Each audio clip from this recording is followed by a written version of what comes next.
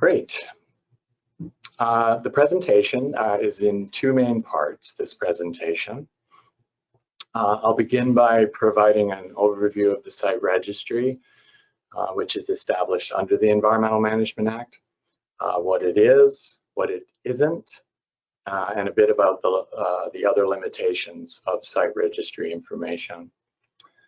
Then Daniel Williams will take over after that and focus on how to access the registry and to obtain information on sites.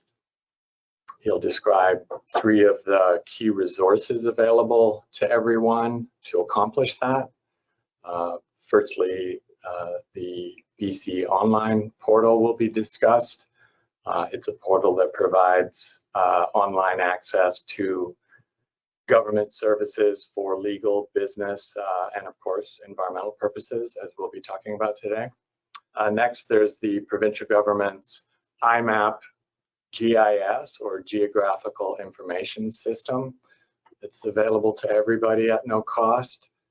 And then finally, Daniel will go through the specific service provided by the land remediation section known as the Site Information Request Service. Next slide, please. Thank you. So what is the Site Registry? We've heard a little bit for those who attended previous sessions. There's been references to it already, but we'll just give all the basics again right now. So BC's Environmental Management Act requires legally the establishment and maintenance of a site registry, and it also requires that that be made accessible to everybody, the public and all groups of folk. Information about environmental investigation and remediation of properties in BC is available to the public through the site registry, and each property in the registry is assigned a unique site ID number, and the records that are maintained here at the ministry are both in paper and electronic form.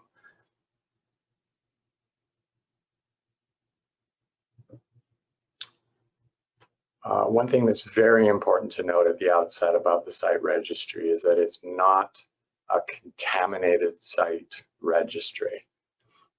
Some sites in the registry, of course, a lot of them are contaminated sites. Some are not contaminated. They were checked out and found not to be contaminated. Others may be in different stages of investigation or remediation. And then there'll be sites that, many of them, that have been successfully cleaned up to meet the applicable remediation standards for those properties. The site registry can be a helpful resource for anyone interested in the environmental condition of a property. Site information inquiries and searching the site registry are an important part of making informed business decisions about property and can potentially reduce business risk when considering the purchase or development, perhaps, of a site. Next slide, please. So in addition to what the registry is and is not, it's also important to remember that the site registry will have other limitations as well. The registry is a record of information provided to the ministry in connection with our mandate to have regulatory oversight of contaminated site investigation and cleanup. It does not necessarily contain all records that may be available regarding the environmental condition of a particular property. It's just one source of that kind of information. The information entered into the registry is information that is contained in ministry file records, collected by the regulator as required under the Environmental Management Act. And as you can see on the slide right here, when people access information through BC Online, the site registry itself, there's an important disclaimer there. I'll just read it right now. The information on the registry has been filed in accordance with the Act. And while we believe it to be reliable, BC Online and the province, of course, aren't able to make representations or provide warranties as to its accuracy or completeness. So the big important message here is just that it's a source of information, and in some cases it can be a very prominent source of information, but everybody's advised to look beyond that and take the advice of their qualified professionals to look for other sources of information, wherever they may be, with other government agencies or private individuals.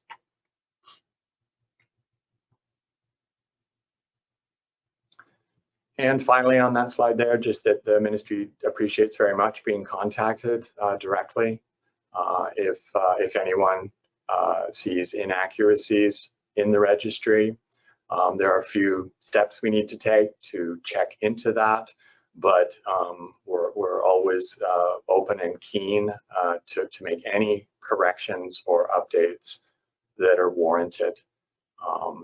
It's just there's a few steps to take to make that happen. Next slide, please.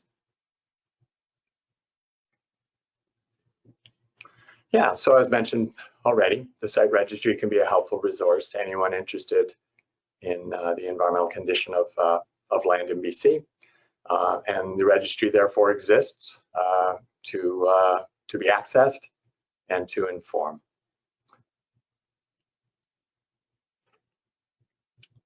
The registry may be, as I've said, one source of information for property owners, potential purchasers, lenders, other investors in sites across BC, and to carry out a thorough, sort of duly diligent approach to land ownership and land acquisition. Searching the site registry is also a routine and expected part of carrying out a preliminary site investigation. And persons interested in searching and retrieving information from the site registry may do so in several ways, depending on the level of detail required. Thanks for the little taps there, Cindy, on some of the internal information there on the slide. And now we'll move to the next complete slide. So to the extent you can see this is the web page starting point for anyone who's interested in accessing site registry information. It actually also provides a bit of information on other sources of information on this website. So after that brief introduction, the remainder of the presentation will be provided by Daniel Williams. He's our site information advisor in the land remediation section, and he'll provide a little overview of those tools I mentioned, BC Online, the IMAPBC GIS, as well as the services offered by our program on site information. And this webpage again mentions all of those and would be the perfect place for you all to go after these learning series. If you want to have particular interest in a property or properties in British Columbia. So welcome, Daniel. You're welcome to take over now, and we'll talk to you all later on if there's time for questions. Yeah, Awesome. Actually, sorry, Daniel. Sorry, Daniel. It's Colin here before we come on. Just a reminder to Alan. There's a number of questions that have come in, Alan. If you've got a chance to review them, and we have a chance, if we have the time following Daniel's talk, we'll point them to you. So go ahead, Daniel. Thanks. Yeah, excuse me. Oh yeah, no worries, Colin. And yeah, thank you, Alan, for that excellent introduction to information on sites from the site registry. So as Alan mentioned, I'm going to go through the three tools that let you get information about sites from the registry. And I'm going to start with the first and primary method of getting information from the site registry. We're going to look at BC Online. As we've mentioned before, the site registry is presently accessible to the public by using BC Online services. I have the webpage link on screen to see, but you can also be routed to BC Online's website with the link found on our Information on Sites webpage on the Site Remediation website. This slide shows a screen capture of the BC Online homepage, so you know you're at the correct spot. So how do you use it to search the site registry? To use BC Online services, you will need to create an account so that billing can occur. This will allow you then to access the site registry search function provided by BC Online and obtain information from the site registry. Once you create an account, you'll be able to access the main menu shown here on this slide. The yellow arrow points to the radial button you'll need to press to look up information on sites in the registry. We won't be providing a tutorial of using BC Online's website during this presentation, as they have their own resources available for that. However, the top right image indicates the red BC Online help, indicated by the red arrow pointing it, that can be clicked on the homepage if you need further assistance using their services. Using this tool, you'll receive a detailed report about the site you have searched if it exists in the site registry. BC Online will allow you to acquire a detailed report of a specific site on the registry. This may give you several pieces of information. When available, the risk classification of the site. You could receive notations about the site for activity, historical or current. Examples of this are notification of any remedial action, independent or required, or possible contamination events, such as the migration of contamination from another property for the site. This serves as a historical record of the site in regards to contamination and cleanup activity. You may also find certifications that have been applied to the site or received alongside any imposed requirements by the ministry. An example of this would be a certificate of compliance. Document records of submitted reports, such as a semi-annual or annual monitoring report, and updates about the condition of sites and progress of remedial action can also be noted on this report. Once you have acquired a detailed report, you can submit a site information request for a copy of the specific record whose title appears in the site registry or is inferred by the notations listed on the detailed report. We'll touch on site information request form in more detail later in this presentation, as the form has been redesigned for ease of use.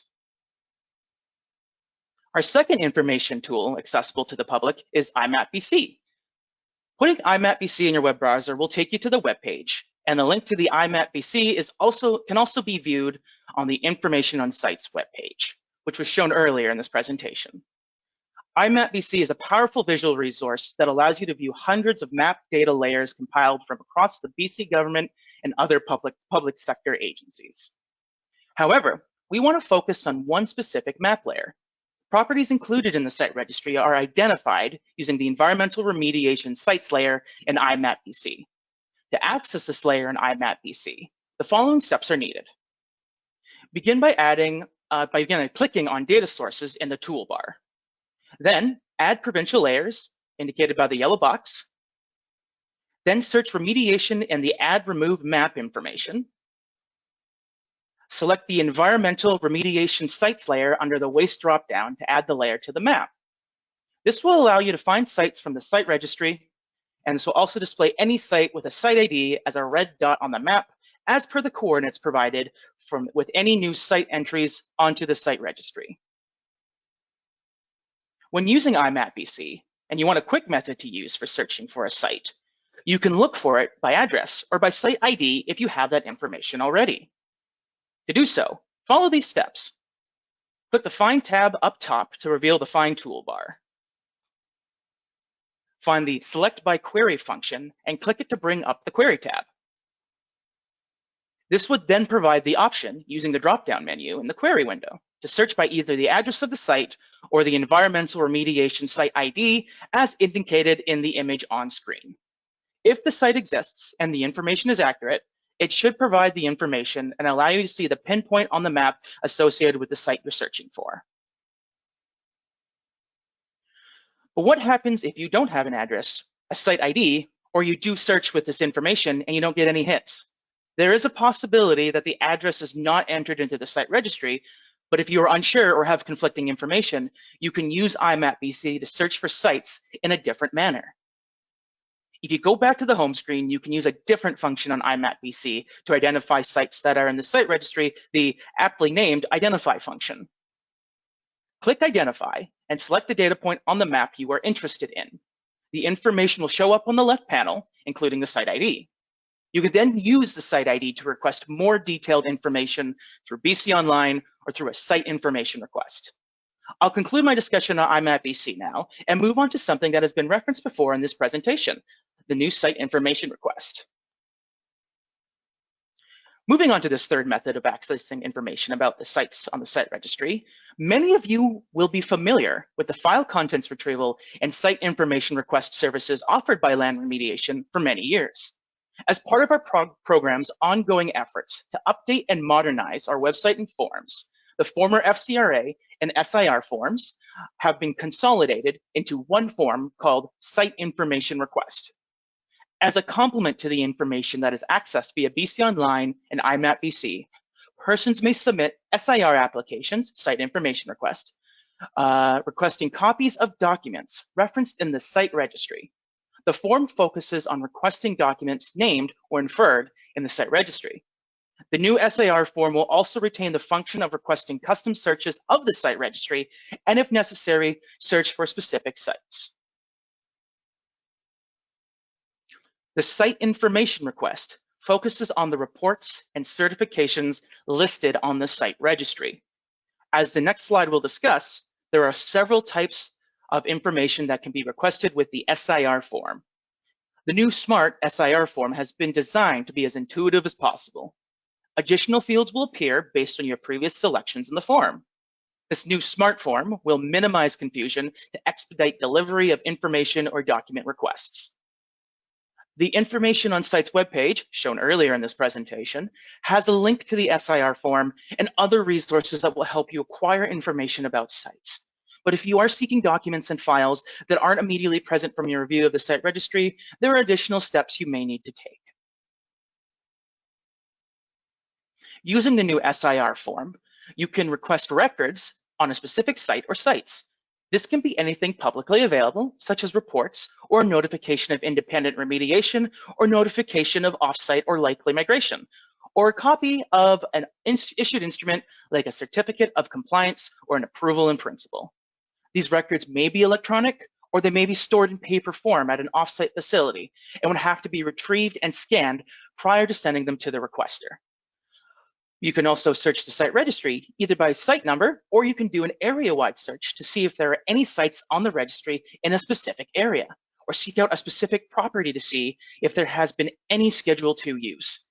If you have a site number, you can request a site synopsis report that gives you a limited overview of a site, or a detail report that shows all details of a site, such as notations for that site, available records, associated sites, a list of participants, etc. And finally, you can also use it to request custom site registry reports, a spreadsheet with the sites on the registry. For example, the sites within a specified area, such as all sites that might be in the registry for a town or a city. This presentation has talked about the SIR and its new functionality at this point and what it can offer you. But how do you effectively complete this new form? Let's discuss it in the following slides. Let's begin at the sections of the new SIR form and review key components of it. Starting off with section 1, we do need to know who you are, where to send the requested records, and also where to send an invoice. If you have a file number or project number, please make sure you put it in the reference number space so it will be put on the invoice. Please ensure this information is correct and you provide the correct contact information, as invoices for services that remain unpaid will start to accrue interest if they remain unpaid after 30 days.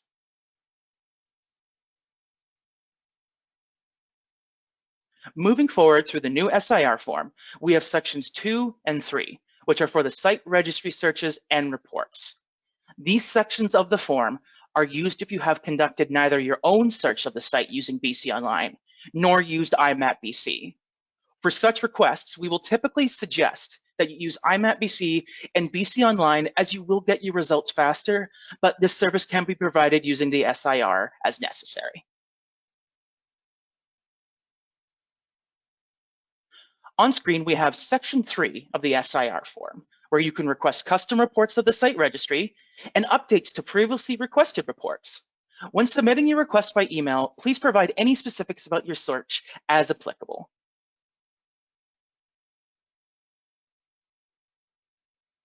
Section 4 is where you request records that are in the site registry. So how will you know what documents are available? either by using BC Online to get a detail report or using a form to request a site registry search by completing section 2 of this form, ask for a site-specific search, as we mentioned previously. This service requires applicants to identify sites by site ID using IMAPBC or BC Online, and to specify individual document titles listed on the registry. So make sure you are providing that information when asking for documents. Please make sure if you are requesting multiple documents on one SIR form to use the add another function on the form. Please put one document per each document field you have on the SIR.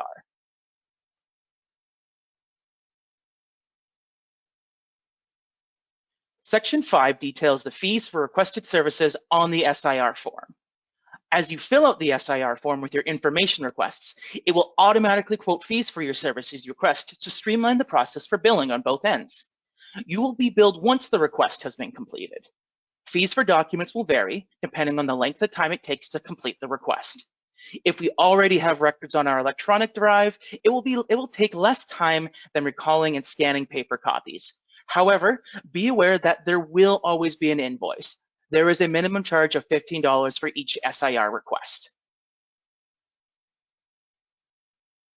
However, most site-specific information in the land remediation sections files, both paper and electronic, are considered routinely releasable to the public and not protected under the Freedom of Information and Protection of Privacy Act, or FOIPPA.